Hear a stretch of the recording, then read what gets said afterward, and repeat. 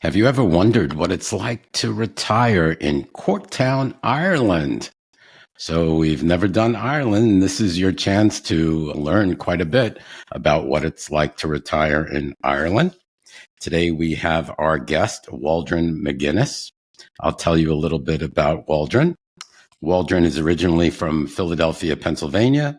He lived in China for 6 years and earned his PhD from the University of South Carolina, researching high education reforms in China. Waldron spent 25 years in the Pacific Northwest of the United States. He developed a master's degree and doctorate in leadership at a university. He traveled the world doing partnership work with global nonprofit leaders. For the past 13 years, he lived in downtown Tacoma as part of an intentional community that provides transitional housing for homeless people, recent immigrants, and people released from incarceration. He has been a leader in men's work through the Mankind Project and working with men in prison. In 2023, Waldron received his Irish citizenship through his grandfather, and in 2024, retired to County Wexford, Ireland. Welcome, Waldron. Thank you, Mark. And you're welcome. And I'll tell you a little bit about Courtown. Courtown is a village in County Wexford, Ireland. It was developed after Lord Courtown ordered the construction of a harbor during the famine years, 1839 through 1846. The economic boost of the new harbor led to a small village, developing with fishing being the primary economy of the village. Did I get that right? Yeah, you did. All right. Well, Waldron, welcome to the Where Do Gays Retire podcast. And thank you for joining us today. Can you tell our listeners how long you've been in Courtown and what initially drew you to this quaint seaside town? Well, I've been here 2.5 months. That's it. I've only been in Ireland for 2.5 months. And I was looking for some place in Ireland that was not Dublin. I did not necessarily want to live in a huge, enormous city, as good as Dublin is. But I wanted to be kind of close by for travel throughout Europe and also welcoming guests who would come. And I had the opportunity to rent a room from a wonderful woman who had a place in Courtown, which is, again, this beautiful seaside village. I'm 1 block away from the sea, so I walk along the sea every day. There's 2 pubs here, and it's kind of an entertainment village for, it's more crowded this time of year when the kids are out of school. There's a lot of ice cream shops, and it's just a very happy place. And so I'm enjoying living here tremendously. How did you come across Courtown? Really, it was someone it was just an internet search. Wow. Yeah. An internet search, and it's like throwing a dart and saying, well, let me check this place out. I have to land somewhere, so I'm here for at least 6 months. As I travel around Ireland, I may stay here longer, I might go somewhere else. But this was my initial place to land, and it's been a fantastic landing place in Ireland. Great. And you will, even if you intend to move somewhere, it will be in Ireland, correct? For sure. Yeah, okay. So I have relocated to this country permanently. Okay, great. Well, best of luck. Now, tell us about the climate in Courtown. How does this area's geography also affect daily life, especially for retirees? What's it like? It's very mild climate here. Here we are in mid-August, and I think it's 71 degrees today. And I don't think we've gone above that yet.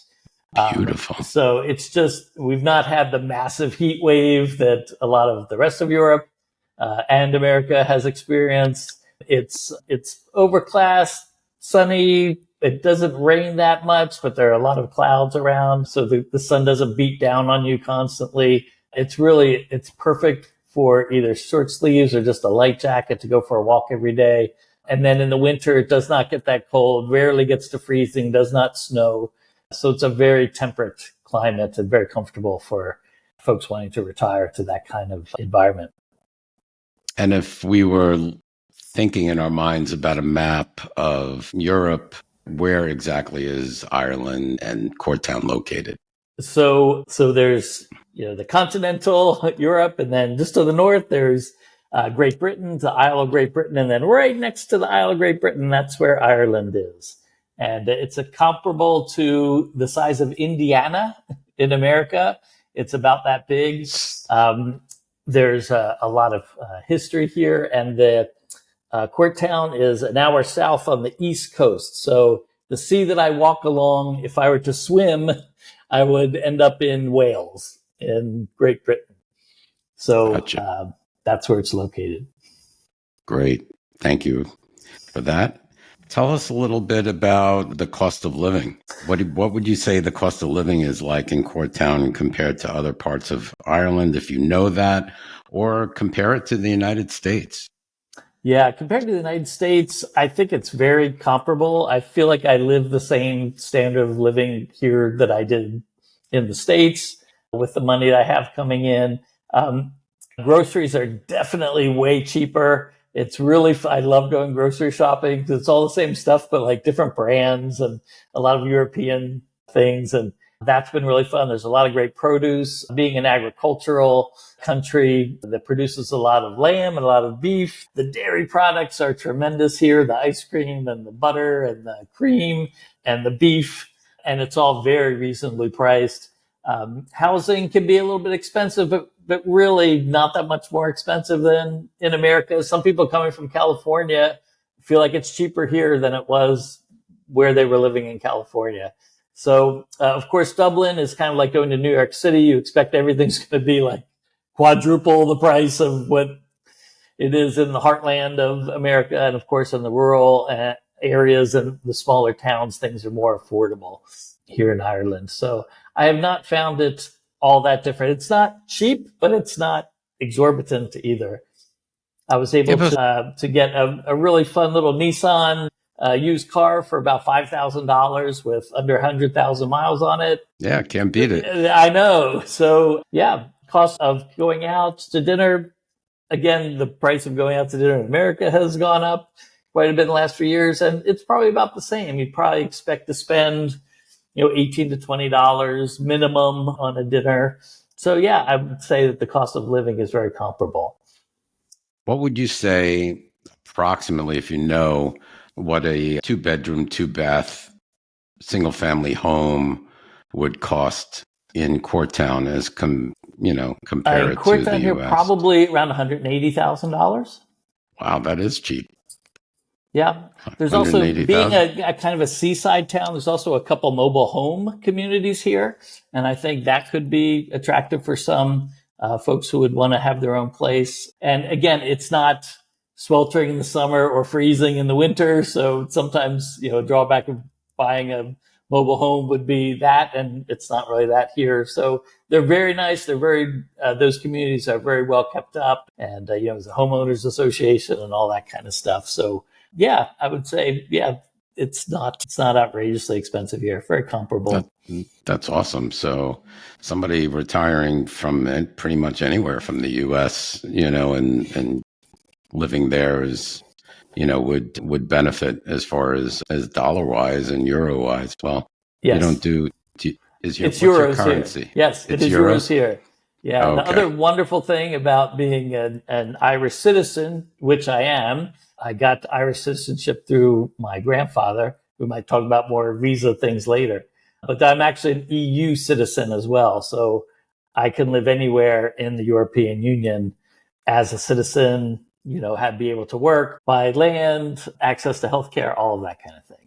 And you probably, cool. If you wanted to move anywhere within the EU, you're pretty free to do that because you're a citizen. Yes. Wow. That's great. It's like moving from one state to another state. Right. There might be some different regulations, but you're free to do that. That is so cool. Okay, so cost of living, how about utilities? From what I hear, do you need air conditioning? You do not need air conditioning, certainly not in Courtown. Yeah, you really do not. Probably not anywhere in Ireland. I know a lot of Americans come over here and wonder why there isn't any air conditioning, because it's generally not needed.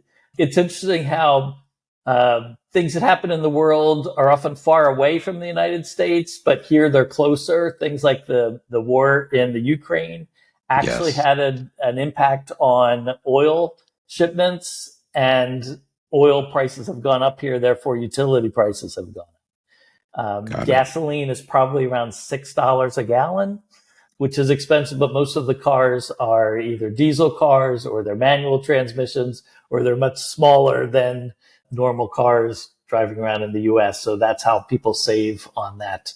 They have more fuel efficient vehicles.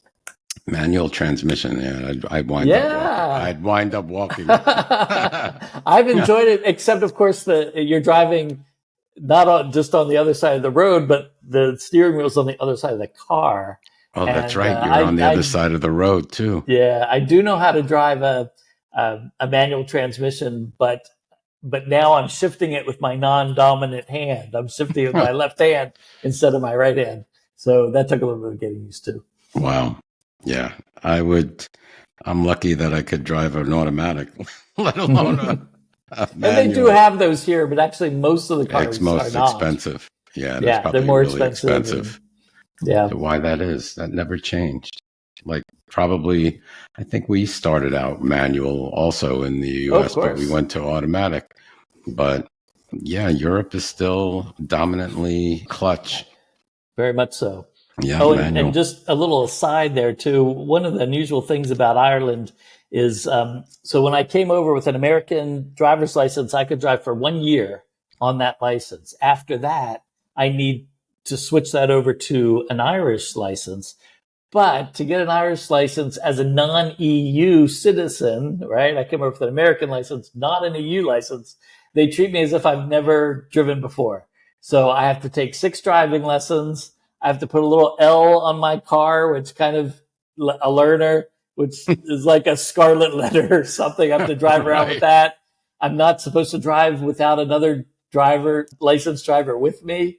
And then I have to take both the theory test and the driving test. So that's like kind of weird, but that's, at 60 some years old with driving as long as I have, they're going to treat me as if I've never driven before. But you have an advantage, Waldron.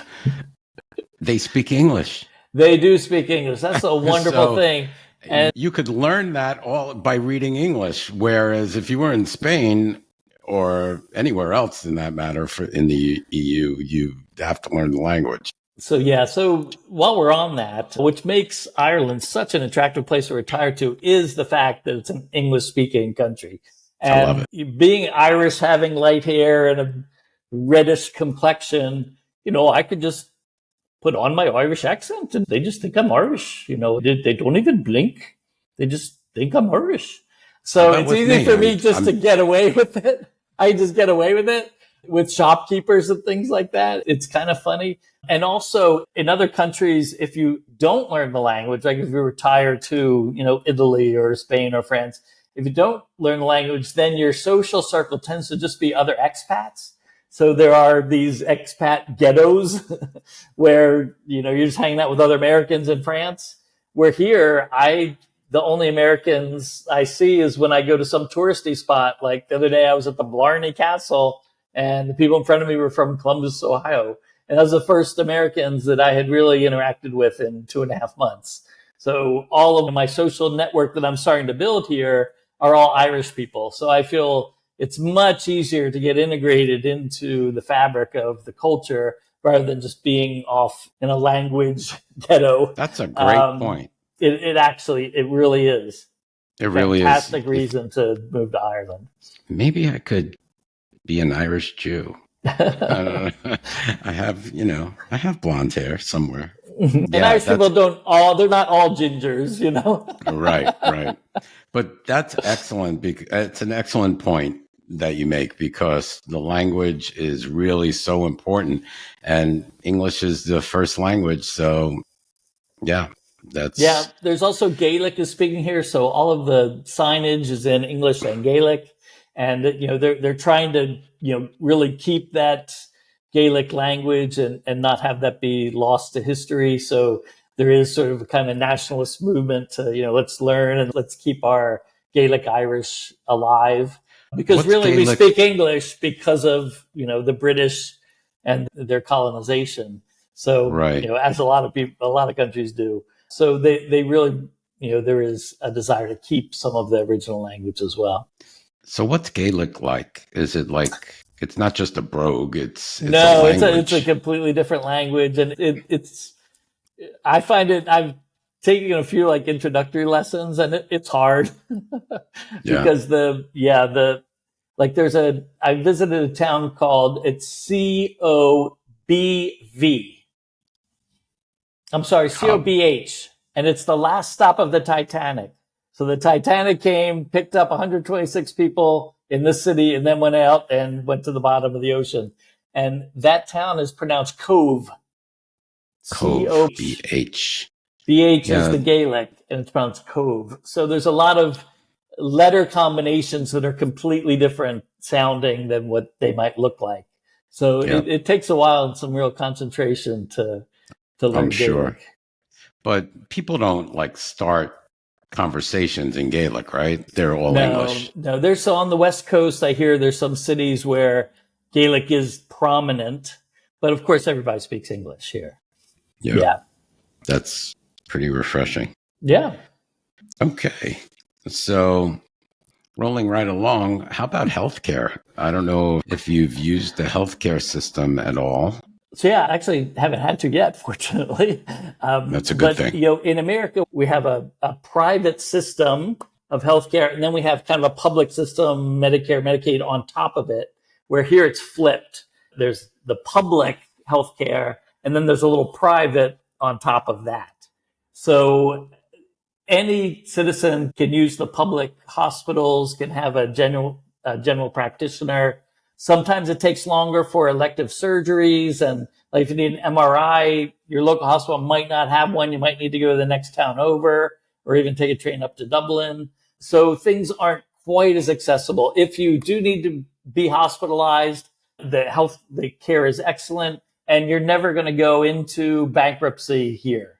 They have a scheme, which I love the word scheme because we would call it a program, but they call it a scheme. Which I know scheme in America is sort of like this feels underhanded kind of thing, right. But they have a scheme, and I signed up for the scheme. So I have a card that tops my prescription drugs at €80, about $80 a month. So I will never pay more than that, no matter how much, my medication is, right? So they top it off. That's it. So great. It really is heavily subsidized. Sometimes it is a challenge. Like I've had most of the GPs I went to here, general practitioners, which is comparable to our, primary care physician. Mm-hmm. So they said, oh, we're full. So then I went to the national healthcare. I said, hey, my local people are saying they're full. And they said, okay, we will assign you one. So I'm in the process of being assigned a general practitioner because the local ones were full. So there is a bit of a difficulty sometimes getting a general practitioner. A lot of the Irish medical students are heavily recruited to Australia and to other countries where they will pay them more, give them more incentives. So there's a little bit of that going on. I've heard of a person who had dual citizen. They got multiple sclerosis and they couldn't afford the care in the States, and they moved to Ireland, and now they're living in a assisted facility in Dublin because Ireland will take care of them. Because healthcare is not a privilege. It's not supposed to be a privilege. Yeah. It's a right. Yep. And then the other thing I did was I applied for a card, and now this card, I can go anywhere in the EU, show up in a hospital with this card, and I get healthcare. Wow. So I can go anywhere in the EU. Yes. So I can go anywhere in the EU. It's interesting to go and like Google what are the rights of an EU person, and one of the rights is access to healthcare. Wow, that's great. So yeah, it's cool. And how about private care? So let's say there are long waits and you want to purchase private insurance.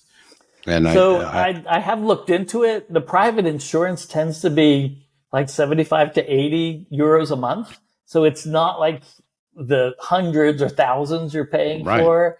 And there are some private doctors who, again, just like you said, private hospitals that will, you're able to get in faster or get one of those procedures faster. Some some elected operations like knee replacements. Sometimes people will, okay, it's going to take me a year to get one, but if I fly to Liechtenstein, I can get it in 2 months. So I'm going to fly to Liechtenstein.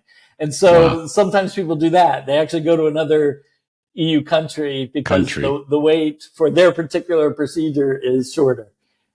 Or maybe they could, if they had private, maybe they can get in and get it done privately. And I know private in the EU in general is quality. They have quality care as well. Yes. I've heard of situations where doctors in the private realm make house calls. It's like unheard of here. Ireland it's kind of it's like the clock has been turned back, but in a good way. There's still people who do health, house calls. There's still, you can go to the tailor, and get clothes tailored. You can go to the shoe repair shop and get your shoes repaired. I mean, when was the last time you repaired shoes, Mark? Right? Nobody does that. In the 60s or 70s, maybe? It's kind of like that. I love that, though, because you go to your neighborhood cobbler. There's exactly that here, and it's wonderful. Everything's not Walmart or Target. There's this little town. Bakeries. Oh my gosh. And the bakeries are heavily influenced by the French. There's a crepe store just right across the street from me right here that is run by 2 French women that is just fantastic. And so it's kind of like turning the clock back, but in a really good way. I love that. I just remember those days, like when I was a kid. I mean, I was really young, and really, I just remember going into a bakery, or, when I first started work, maybe in the 70s, I would fix my shoes with a shoemaker, and then they're gone, Everything is gone. They had these grocery stores where they sell fresh produce, We don't have that anymore. You have to go to the supermarket, really. Right. And I'm sure everywhere in the EU, they still have it. Yeah, there's a lot of fruit stands and vegetable stands along the road. I enjoy that part of it. So how far from you in Courtown is the nearest hospital? In Gorey, 5 miles away. Perfect. Yeah. So again, there's very distinct villages, towns, and cities. And so I'm in a village, so it's only going to have, there is a pharmacy here, but there's not really a doctor's office here. So every 5 miles to the town, they have everything. It's not far. No. That's not far at all. That's great. That is great. Let's talk about, how about visa requirements? So you're fortunate because your descendants were from Ireland, and that's how you got, that's how you were able to. So that's the golden ticket, right? And different EU countries have different requirements for that. I know in Italy, you can only do it through your grandfather. You can't do it through a grandmother because it's still kind of the patriarchy line. I know. But so my cousin did this several years ago. It's not that hard on ancestry.com to find your, the birth certificate of your grandfather, for me, who was born here. And then it was a 2-step process. One was to make my paper trail. So here's me, here's my dad, here's my grandfather, and the proof that he was born in Ireland. And then that got me on the foreign-born registry. And then they sent me a really cool little, you are now a citizen. And then I take that and apply for the passport. And all of that could be done post-pandemic, probably 8 to 9 months. So but then it stops just at grandparents. Like my children cannot get it because it would have been their great grandfather. But if I had done this before they were born, they would be able to get it. So you have to really look into the country by country, what the requirements are. Now, there is in Ireland what's called a stamp 0, which is a 0 visa. And that is what most retirees would want. And that is you are arriving here, proving your own financial independence. And it does not allow you to work here. It does not allow you access to the public healthcare system. You would have to have private insurance, again, which is not all that expensive. And you would need to show the 3 years prior to coming here that you had a certain level of income, depending if you were, single, married, or, had dependents. What So that level is? I believe it was $78,000, but I think that was for a couple. I would have to That would sound dig like a little for a couple. deeper.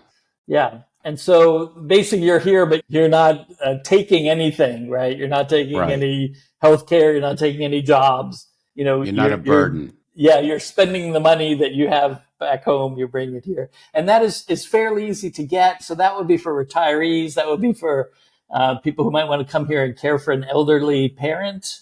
That might be for academic if you wanted to come for 2-3 years, do some kind of academic research.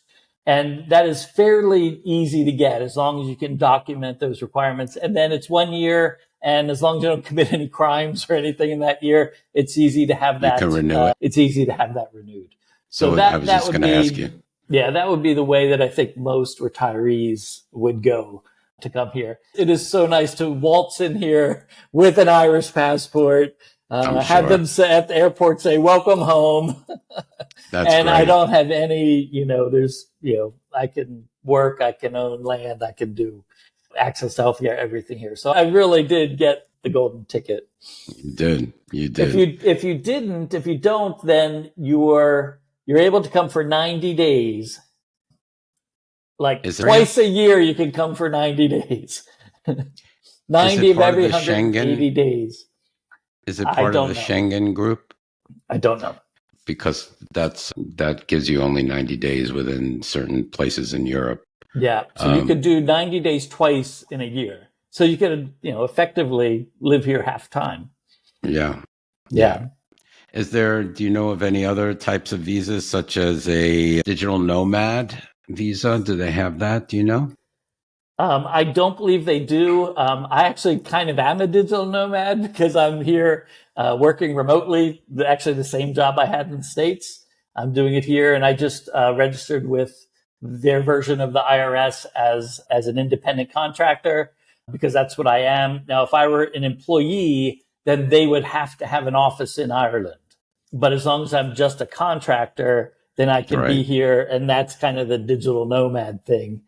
Gotcha. But I don't know. I don't believe there is. Ireland did it became sort of the tiger of the EU for a while because they had Dell and Facebook and, some of the really big software type companies came here. One, because people spoke English and it was easy, and the government gave them a lot of incentives. So there are a lot of people in the tech industry. Dublin has kind of been like the Silicon Valley of the EU for a while. I think that's cooling off now. But I don't believe that there's a digital nomad visa.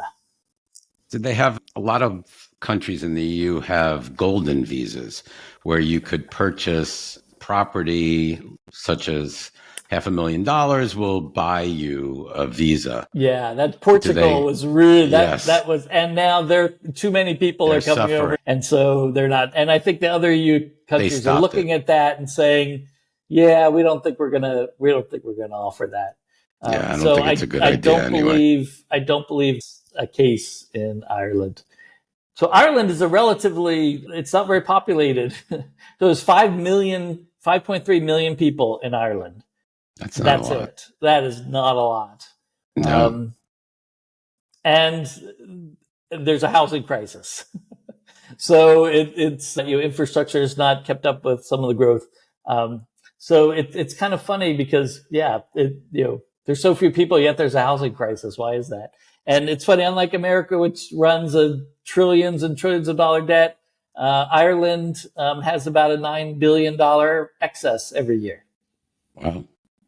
And so, there's a lot of pressure to start putting that back into infrastructure so that some growth can happen. But they don't they're not necessarily, yeah. It's probably in the big cities is where the growth, like Dublin, is where the or growth where they're occurs. really wanting to draw, more international people. Workers. Yeah. Yeah. All right. So Ireland seems like the place to go, I'm enjoying it. To get to the EU. All right. We spoke about language too. So that's one of the most important keys, I think, of moving abroad. The language is definitely a big thing, and moving to Ireland is pretty good as far as the language goes. Can't get any better if you're from the US. Let's talk a little bit about arts and culture. So I'm a former native New Yorker, so I need my culture arts fix on occasion. What about where you are in Courtown? Do you have any arts and culture there, or do you have to travel to Dublin? I have to travel not necessarily to Dublin, but if you look on an Irish passport, the symbol is a harp. So it's the only country in the world that has their symbol a musical instrument. So that kind of tells you the place that music and arts and culture have here in Ireland. It's, from, the Saturday night music playing at the pub to, festivals at some of the castles to, Taylor Swift just came through, Bruce Springsteen just came through, so that it attracts both, the international stars and the grassroots. Right now, they're just getting done a week-long festival. I can't pronounce the name, but it's a music festival in Wexford, which is just about 30 minutes from here. And every year they have this massive, like 50,000 people come to this, and which is a lot in a country of 5 million.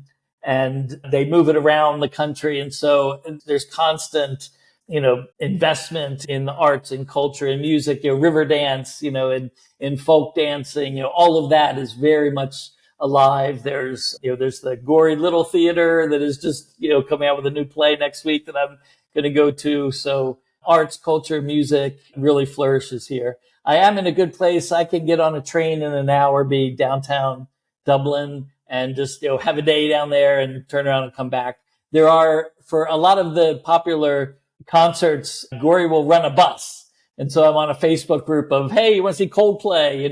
Here's the bus and here's how much it is. And so we'll bus up there and we'll bus back and we'll, party the whole way. So yeah, the music, arts, culture here is very much alive and well. So do the big stars that you mentioned, do they perform in Dublin? So Taylor Swift did all three in Dublin. Bruce Springsteen came, did 4 shows in 4 different cities. So that was really cool. Yeah. And for some reason, the Irish people, maybe sort of the working class kind of rock and roll, they absolutely love Bruce Springsteen here. And of course, Taylor Swift was sold out all her shows, and they were all in Dublin.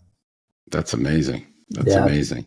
How about live theater? So yeah, I'm just starting to discover here. Like say, there's the Gory Little Theater, and I'm just going to that. I think last time I was up in Dublin about 2 weeks ago, they were advertising that the Book of Mormon is going to start showing again in Dublin. So they do get like the big Broadway plays up there as well. And there's, the local community theaters seem to be thriving. Yeah, it seems like it has everything that someone would want. Yeah, I mean, it's not a third world country, it's a first world country. Right.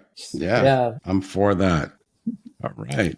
So as far as cultural activities, you're fine. Museums, they have museums. Oh, the museums, yeah, especially the ones in Dublin are fantastic. They're free, kind of like the Smithsonian, the Archaeology Museum. I love all the Viking stuff from in Viking invasions they have artifacts and wonderful exhibits. The Book of Kells, which is at Trinity College, which was a manuscript of the 4 Gospels that was written in 900 and brought over to, and was just elaborately illustrated. And some of those illustrations, like the everlasting knot and things like that, have found their way into the aesthetic of Ireland culture.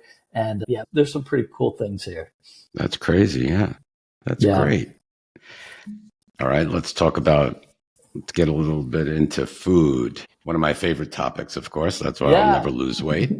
How's the food scene? Near you, or do you have to kind of travel to get to some really good international cuisine? Really travel to Gory. Most of, being a small seaside village, there's just a lot of takeaway stuff here. There's the crepe place, there's a pizza place, there's 2 burger places, and there's a Chinese place right outside my door. And then in Gory, there's a Michelin star restaurant. There are 21 Michelin star restaurants in Ireland. Of course, a lot of concentrated up in Dublin. There's becoming more and more options for vegans and vegetarians. So it's becoming a little bit more of a foodie destination and not just, shepherd's pie, although the shepherd's pie at the pubs are delicious. It's delicious. And the stews, the Irish stews and things like that. Yeah, it's not your grandma's Irish stew. It's really elevated and quite savory and yummy. I was wondering, like that shepherd's pie thing that they have here in the States. Is it the same in Ireland, or did they even have it in Ireland? Yeah, You never know. In a little, I don't know, it came in a little pan, and the meat and the savory, and then the mashed potatoes was all on top, and you have to get through the mashed potatoes to get to the meat. But it was absolutely delicious, really good. There's not much Mexican food. If you are into Mexican food, this is not the place for you. It took me a while to find out where I could get some tortillas, salsa. There's only one store that has any salsa, so it's not a great Mexican place. But of course, there's a lot of Indian food. There are Thai and Chinese restaurants, and of course, there's French cuisine as well. Chinese, yeah.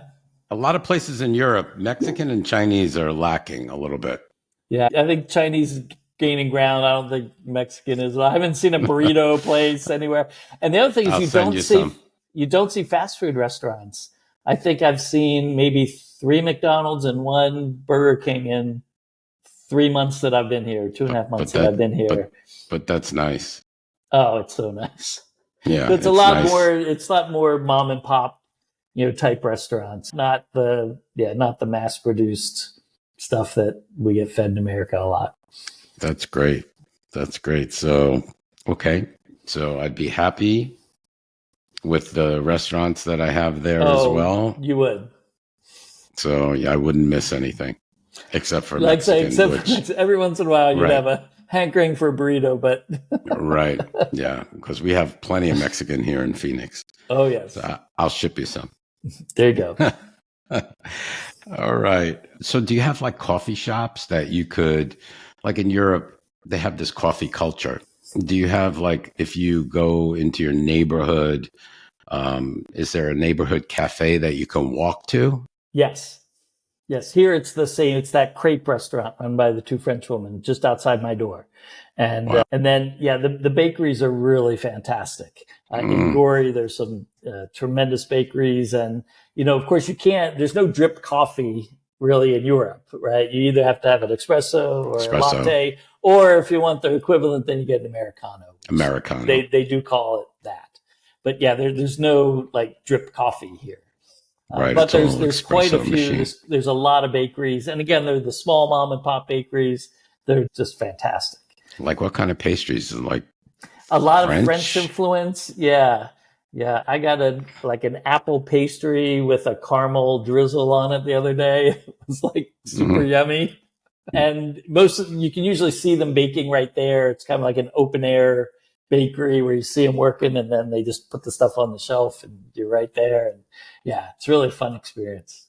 It's really one of my most pleasurable things. Like if I want to be happy, I go get a latte and a pastry at the bakery. It would make me happy. You see the drool coming out of my mouth. Yeah. And it's reasonably priced as well. So and Irish pubs, I'm sure. The pubs are so fun. The Guinness is so much better. I really didn't like Guinness in the States. It felt like somebody burned the beer, left it on too long. It's really dark. But here, oh my gosh, it's silky and the foam is really light. It's not like a beer foam. It's so good. And the alcohol content is not that high in a Guinness, so you're not kind of getting wasted. And it's something that's just to linger over. And the pub culture, children are allowed into pubs until nighttime. So if you go in during the day, there might be children in there. 18 is the drinking age. So you see more younger people in the pubs. It's kind of funny because, domestic beers here are, Heineken and, Carlsberg, and the imported beers are Coors and Budweiser. It seems funny. It seems like Coors Light is really very popular here. A lot of people drink Coors Light here. Yeah. Oh, I'm not a fan. as if people are looking for a light beer, it seems like that's the go-to one. And then of course the So, Irish whiskey. So I've been on a little quest to visit Irish whiskey distilleries. And so I've been to 8 so far in the 2.5 months I've been here. And Irish wow. whiskey, after they triple distill it, they have to keep it in a barrel. They're usually Kentucky bourbon barrels Wow. for 3 Go years, figure. a minimum of 3 years. And then they can sell it. So I'm becoming a little bit of a connoisseur of That's so Irish interesting. whiskey, and it's so good. So what do you, what are the Irish people, what is their go-to drink? Is it Guinness or is it whiskey or I would say, yeah, Guinness whiskey and Guinness Coors Light are what I mostly see people ordering and in Coors the Light? Go pubs. figure. Isn't that Coors Light's funny? from Canada, right? I don't think so. I think I think so. Coors. I thought Coors was Colorado. It was? Oh, Yeah. Anyway, okay. Yeah, I don't right? drink Because it the anyway. mountains on the cans are the Rockies. Oh, But okay. I don't know. There are Rockies in Canada as well. But Yeah, but I anyway, thought it was yeah, Canadian. and just the culture of it's people. They don't have the custom that much of like having people back in your home or entertaining in the home. So it's more like the pub is the living room of the community. So that's where the people gather. That's where they socialize. They have game nights. They have karaoke nights. They do things that intentionally get people to interact with each other and build communities. So the pubs are very welcoming, friendly places. Interesting. Okay, now transportation and walkability. Is everything pretty much walkable? Like Europe is very walkable. It's not like Yeah. And car centric like the US. that is definitely true. Although what people say that the public transit is not quite as good as some of the other places where you can get anywhere on a train. That's not Like necessarily Spain. true. Yeah, it's not necessarily true here. I purposely picked a small village because I wanted, to walk to the pub and to walk, get basic groceries and have a nice coffee shop and, a sea to walk by. So a lot of the villages are very walkable, as are the towns. But getting between them sometimes that's the challenge, getting between the towns or between the cities. Things tend to be very Dublin centric. So sometimes you have to go out of your way to go to Dublin and then get on another train that goes to the city you're going to. So you only have to make like a triangle because there's no direct, bus or train to where you want to go. So I have found that, getting a car has been really helpful, especially since my goal this first year is to see as much of Ireland as possible. And so getting a car has been really helpful for me.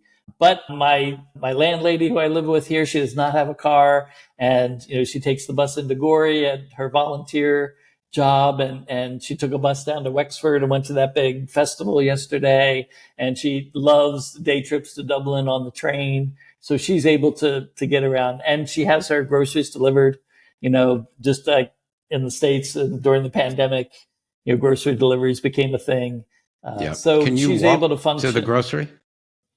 So I can walk to convenience stores here that are a little bit more than what our convenience store, like an AM PM would be. And there's more groceries. There's some fresh produce there. So I can get it. But generally I'll go into Gorey, and there's Aldi and Lidl in every single, I don't know if you're familiar with those. They have them on the East Coast now. Groceries, low budget grocery stores in almost every town. The Lidls have, like, you pick the bread out and you put it in a machine and the machine cuts the bread. Really? Yeah. So you pick, like, you want thin slices or thick slices, you program it and it goes, and it cuts the bread. It's like my favorite thing to do. That's really Just cool. watch the bread getting cut in my Lidl store. I'm sure it's fresh. Yeah, very fresh. Yeah. So, okay. So you drive, you take the car to Gorey, right? It's 5 miles. Well, like I say, my landlady here has groceries delivered, and then if she needs milk, runs across the street. The convenience store, which again is a little bit more than it's more than what a convenience store there. Yes, yeah, it's a little bit more than a bodega. Correct. Okay, cool. So, all right. It seems like transportation. Do you have you don't have any bullet trains? No. Like really high speed rail that go. Do you have rail that go to other countries? No, because we're on the island. Okay. And of Gotcha. course, the UK, they have I've taken the train from Paris to London, right? You can go under the Right. English Channel, but there's no tunnel uh, to Ireland yet. I don't even think there's any discussion about Yeah. having a So tunnel, you but have to fly. there are car ferries. So I could put my car on the ferry and go over to the UK and drive all around the UK if I wanted to, and then get on the tunnel and go to France and drive around France all I wanted to. So there are car ferries. Gotcha. All right. Now, the LGBTQ community, does it exist there? It And definitely exists here. they have gay bars or gayborhood or? So yeah, I can't say that I'm the expert on this, and I can't say that I moved here because of the Mhm. LGBTQ community. But from what I heard, it's a very inclusive society. In 2015, same-sex marriage was approved, as well as abortion in this, what had been historically Catholic. But there's a sense that the Catholicism was pretty heavy, that on what most people actually really were like. And once there was a chance to be, to vote and to be more inclusive, they were instantly. Mhm. Chinese tend to be, Irish tend to be very welcoming people, very tolerant people. So there had not been the rise of the gay culture, like the gay clubs and bars that we needed these safe spaces in order to be us. Where in Ireland, it's more like, well, you just be you, right? It was safe. You don't need to create a safe space because all the spaces are safe. There you So, go. if I were to, walk in, hand in hand with another man into the local pub, that, nobody would blink an eye, or it wouldn't be a problem at all. So actually, I miss that a little bit because I kind of do like those The safe gay gay places in the places. States. Yeah, there I do was, too. I was, in the Northwest, I was part of a gay campsite, which was just so fun, but there really isn't that here. I got here right during Pride, and almost every town had a Pride festival. And so, that was very obvious, and very apparent that, that those celebrations were happening around the country. Um, so I'm not a big one for the apps. So it's going to take me a little bit longer to, I have met a couple of gay men here, and they've been really friendly and delightful and helpful to me when I'm like, well, how do you do this? And and suggesting, how I could find and connect in with more gay men in the area. So I'm slowly working at it. But Dublin has oh gay yeah, bars. Dublin and Cork both have gay bars. Yeah, apparently in Dublin there's a gay bar called George's that has split off into two. One's more of a younger ravey type crowd, and Hmm. then the other part of the bar they call Jurassic Park, which is for the older men who don't really That's like the funny. music so loud. Turn it down, kids Turn it today. down. So it's kind of funny. It's pretty funny. But yeah, Yeah. it's, for the most part, it's a very tolerant sort of place. And what you said about you kind of miss that gay bar type. I would agree Yeah. with you. It's like for me, it's important, and it's more important in the States, I guess, because it is a safe place that you can just be yourself. Like, for instance, when I visited, Santa Fe is very open and very welcoming to the gay community. So I said, okay, where's the gay bar? And they were like, oh, we don't have any. What do you mean you don't have any? Why not? We don't need one. Oh, you don't need one? But then I still would need one. Yes. I still want one. Yeah. I feel a little bit like that here. Yeah. Yeah, Dublin, Cork, some of the Galway, some of the bigger cities would have gay bars, but not so right. much here. I guess I So, would equate that to living in a suburb here in the US. yeah. Most of the time, suburbs don't have gay bars where the big cities do. So Right. probably Right. the same Yep. as far as that goes.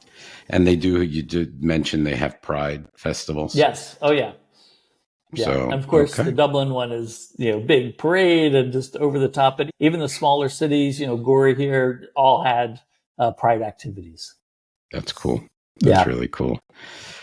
Okay. How about tax requirements for expats? So I know you have to pay US taxes no matter where you are in the world. You have to do that. Can you explain a little bit about how you pay taxes in Yeah, Ireland? so obviously I've looked into that, but I haven't actually had to do it yet because I moved in June, right? They've got a whole nother year. Ireland and America have a tax agreement, so you don't have to pay taxes in both places. Generally speaking, you should pay taxes in the place you live, and then you report that so I will pay taxes here, report that to the state saying, here's the money I paid in tax, and I won't need to pay that in America. But I will need to file, a 1040 every year in America, as long as I keep my U.S. citizenship. Now, I could renounce my U.S. citizenship, but I'm not going to. Yeah, I don't think you want to So do that. as long as I keep both, and I will have to file, but I will not have to pay taxes in both places. Correct, because of the treaty. But Yeah. I assume that Ireland's taxes, because of the services that they have, are higher than the U.S. taxes. And it depends, again, it's a progressive tax, so it depends on your level.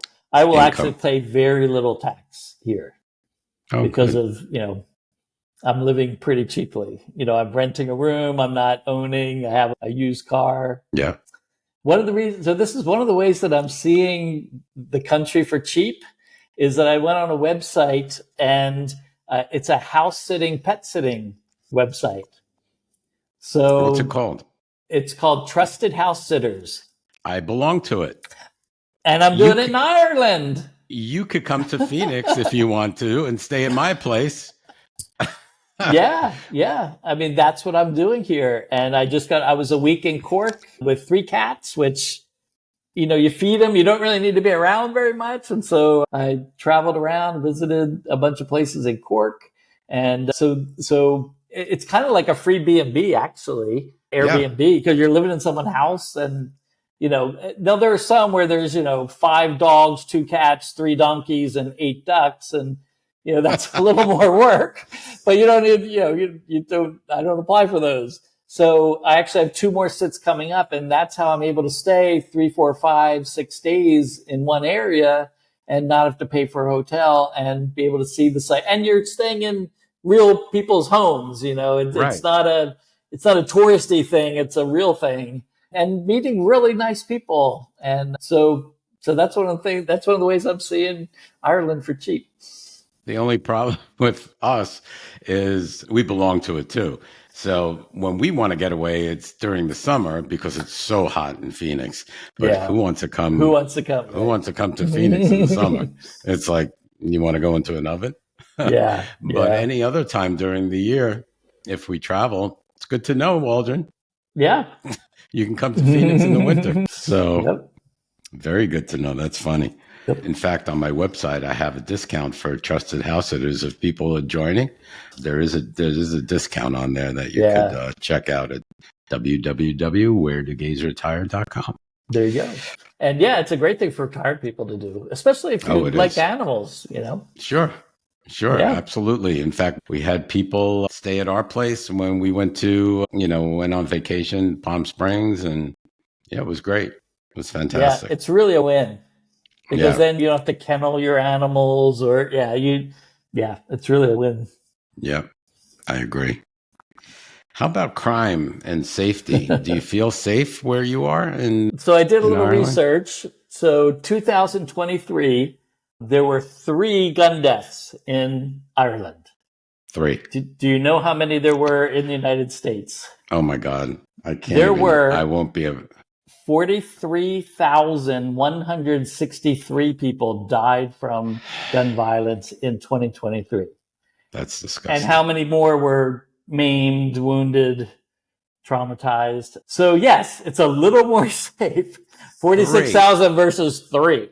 And 3. I imagine those 3 were, some sort of, I don't know, gang or drugs or something. So yes, you don't see very many police officers here because there's just not a need for them. People aren't, the tellers at the bank are not behind bulletproof glass. The first time I went to fill up my car with gas, I was like, okay, there's no way to pay at the pump. So wait, I fill it up and then I go pay for it? I mean, when was the last time we did that? That's like 1982 novel. Or something, right? Right. When the guy came out and pumped it for you. Yeah. So there's that level of trust, right? You're going to fill it up and not drive away. You're going to fill it up and then you're going to go in and pay for it. So it's a much more, the level of public trust is way higher than you find in the States. That's and pretty so novel. it really is. Yeah. And it's kind of funny. What makes news is when like there's a traffic accident, in Galway and somebody dies. Oh, it's terrible. And it's on the national news, But, how many people die in traffic accidents in Phoenix? And, it doesn't make the news. It doesn't make the news, and that's not really crime. But anyway, just to say that so little of that happens that it's there's no crimes to report. So we report car accidents. Right. Yeah. So it's really you really get the sense that there's a way higher level of public trust here. Well, guns are illegal. Not a need. Right. Guns are legal. And again, there are exceptions for certain hunting in certain areas. I have a friend here that I met who like sport shoots. And so he has a gun, but it's a specialized one just for like targeting type stuff. But no, you can't. But it's not a mass shooting thing.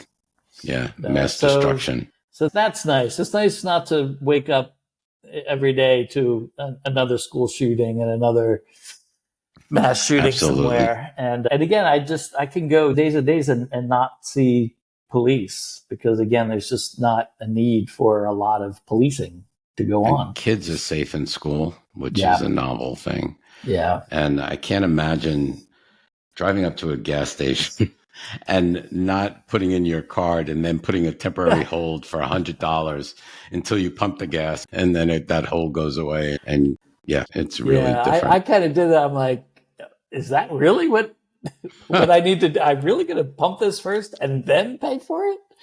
Yeah. So I'm surprised they don't pump it for you. No, there's no pump attendants. Nope. You do that yourself. And then you go in and you pay for it. Because I remember back in the day. That was my first job in high school. That was my first job. They used to pump gas. I think they still do it in New Jersey. It's like one of the only places left. Oregon and New Jersey are like the two last holdouts. Yeah. It's amazing. Amazing. Yep. So very safe, close-knit community. Yeah. So overall, it's peaceful and secure. Yes. What more? That's the sense I get here. That's the sense that I get here. All right, Waldron. So this has been incredibly insightful. As a wrap up, what advice would you give our listeners considering moving to Courtown or Ireland in general? Yeah, the internet makes it so easy to do your research, right? Do your research on cost of living, on housing.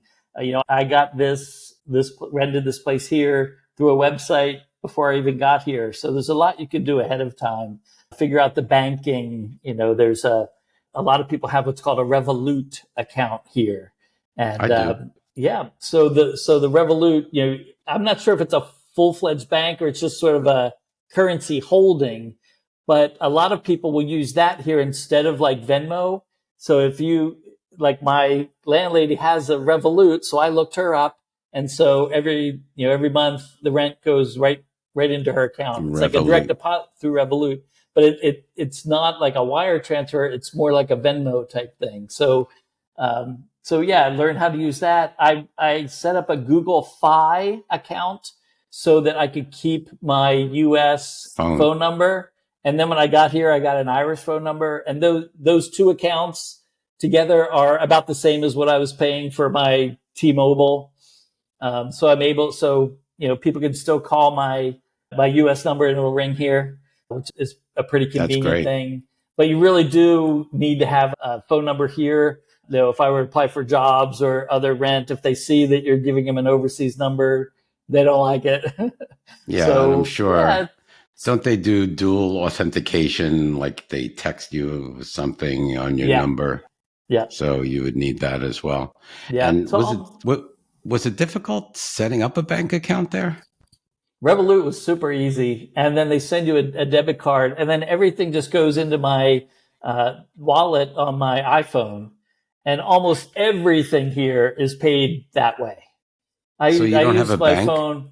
So then I did set up, but I actually wouldn't need it. But I did set up a Allied Irish Bank.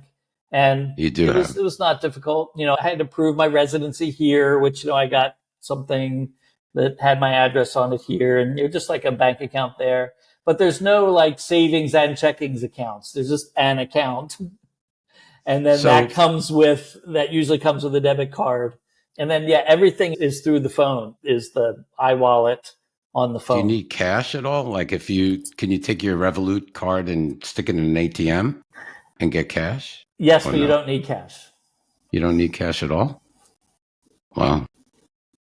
It's I have like some, here. And it's just been sitting in my wallet for weeks now. It's almost like here, in case, maybe you need it's getting tip. more like, I would say Ireland is ahead of where the U.S. is getting to that point. Ireland's been at that point for a while now.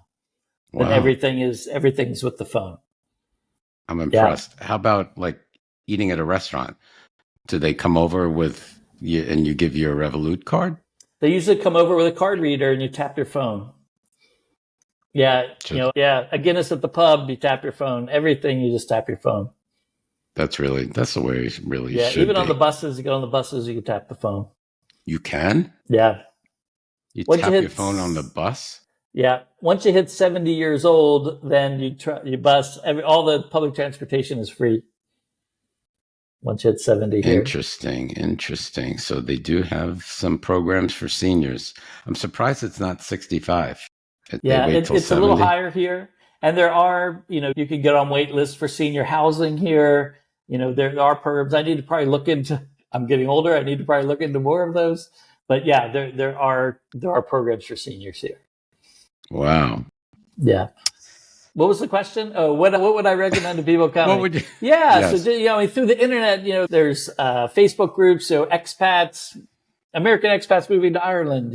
Yeah. And one of the things was, well, how do I get car insurance? Right. And I got huge information through that allowed me to get a pretty good deal, which I don't know if I would have known otherwise. So really use the internet and do your research ahead of time. And you can even set some things up ahead of time before you get here. It'll make it a little smoother. But it's a beautiful country. There are 30 in the size of Indiana. There are 30,000 either castles, churches, ruins thereof from ancient times here. There's, within a 1-day trip, there's always something really cool to visit. Or there's just a lot to do here. It's a small place, but it's dense with cultural, activities and sites. And you won't lack for anything to do here. There's really some incredible natural beauty, the Cliffs of Moher, just things that you're not going to see anywhere else on the planet. So I'm a big fan of retiring to Ireland. I give you credit because not everyone could just pick themselves up after living in the U.S. all their life and moving to another country. Again, I'm going to say that the language helps tremendously. That's like key. And you know what? If I were to move anywhere in the EU, Ireland, would be one of my choices. I'm not sure. We didn't really get into the winters.